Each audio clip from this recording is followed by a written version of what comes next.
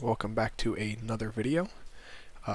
We are continuing the power ranking list for pre-week 1 of the NFL season.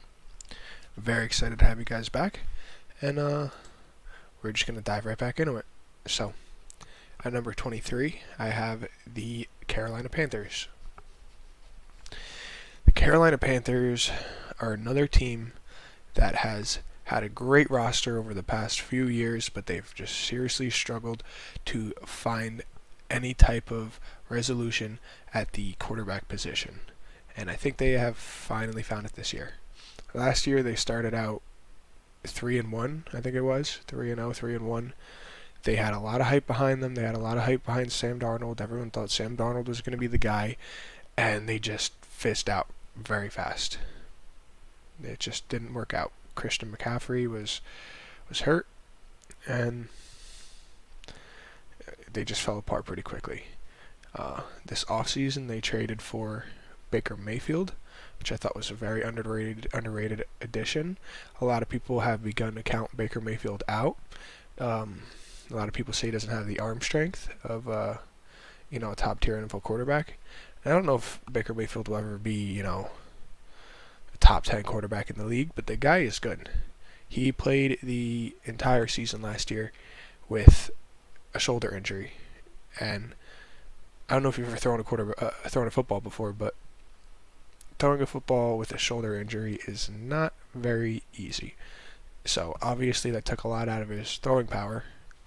He wasn't able to, separate his shoulders the way he normally should be.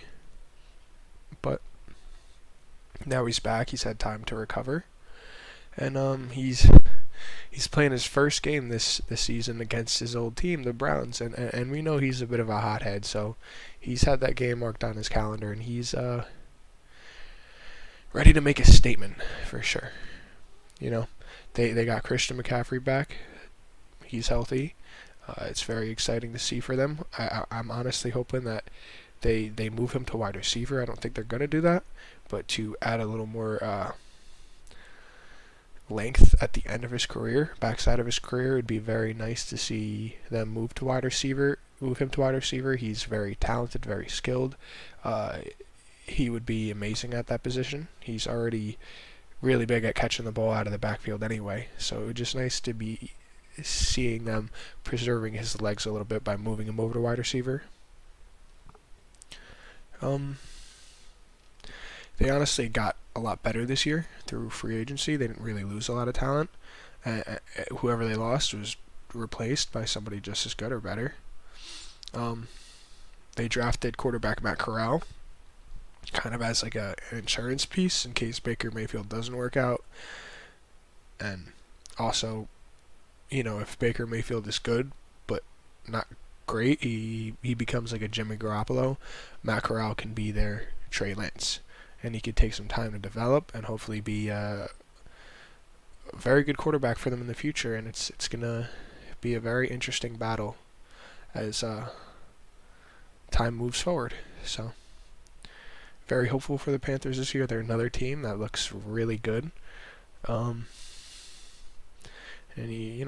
they're at 20. They're sitting here at 23, but they could jump up this list pretty quickly. They have a lot of potential. So, moving forward down onto number 24, I have the Detroit Lions. Now, the Detroit Lions did finish the season last year with one of the worst records out of the entire NFL. But to be fair, their biggest drawback was they kept losing all of these close games. There's so many games where they lost due to BS. I mean, I think it was the Ravens. They won. The Ravens beat them off like a 60-something yard field goal. Their luck was not good. They had very, very bad luck. And now they have a chance to turn it around. Because of that, they had very high draft picks. They got to bring in a stud defensive end out of college in Aiden Hutchinson. And they already had a good roster. They have a fantastic running back. He's going to be a sleeper. They were the Hard Knocks team for this year, so we got to see inside of their training camp. And Dan Campbell is hilarious. He got his start as an interim coach for the Miami Dolphins, and I gotta say he was very underrated. He got the job done for the Dolphins. He had a good record with the Dolphins, and they immediately replaced him, and he finds himself at a head coaching position, and the Dolphins just found themselves hiring a new one this offseason. So maybe it would have worked out if the Dolphins would have kept him on board, but it's good to see him with another chance with the Detroit Lions. Jared Goff, he's on his final chance. This is his final shot here to prove himself in this league. He's always been around. He did bring the Rams to the Super Bowl, or maybe you could argue that the Rams brought him to the Super Bowl those few years ago. But he's still young. He's still got a lot ahead of him. He's got a good arm. There's a lot of potential in Jared Goff's career. So now he's got a good roster around him. Very good roster. He's got a coach that stands by him. So if he can't prove himself this year, then again, this is another stacked quarterback class. So, the Lions didn't really lose much this offseason. DJ Chark was a pretty good addition to Jared Goff's receiving room. And seeing them have a little more offensive firepower is a very good thing for them. And they've really just only improved. They didn't take any steps down from last year. They've gotten better in just about every single department. So, yeah, they're another team that could be a quick riser, or they could be a disappointment. With all the questions, you never know. But I could see them being a playoff team. I could very much see them making the playoffs. They just got to answer those questions. So moving on here, we have the Browns at number 25. Now, the Browns are in a weird position. They just traded for Deshaun Watson and made him the highest played quarterback in the league.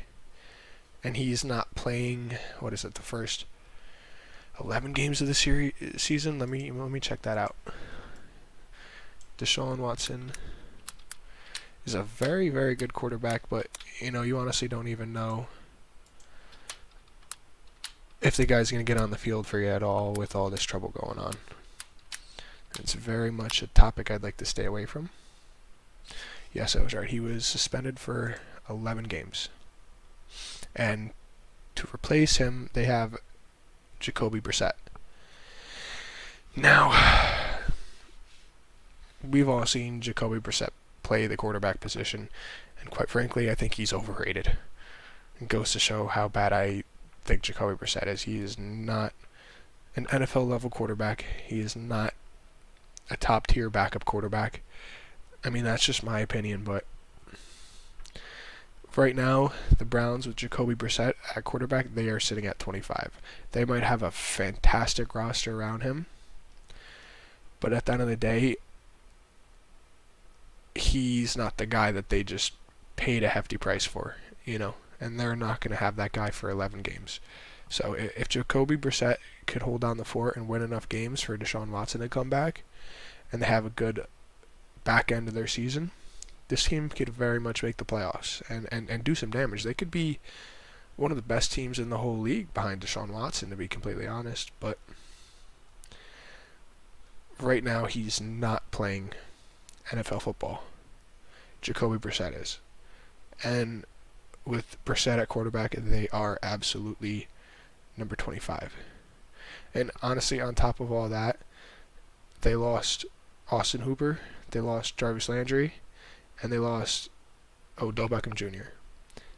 That will weigh against their offense. They did add Amari Cooper, but can Amari Cooper make up for those three guys gone? And also, they lost J.C. Treader. They cut J.C. Treader in the offseason. They have made a lot of holes for themselves. Their roster is not what it was last year. They got to fill some things, but their potential is very high if Deshaun Watson does come back and he does well for this team. They can be very, very dangerous down the road. But right now, as it stands, they are number 25 on my list. So that's going to conclude this video. Thank you guys very much for coming by. I hope you enjoyed it, and I will see you next time.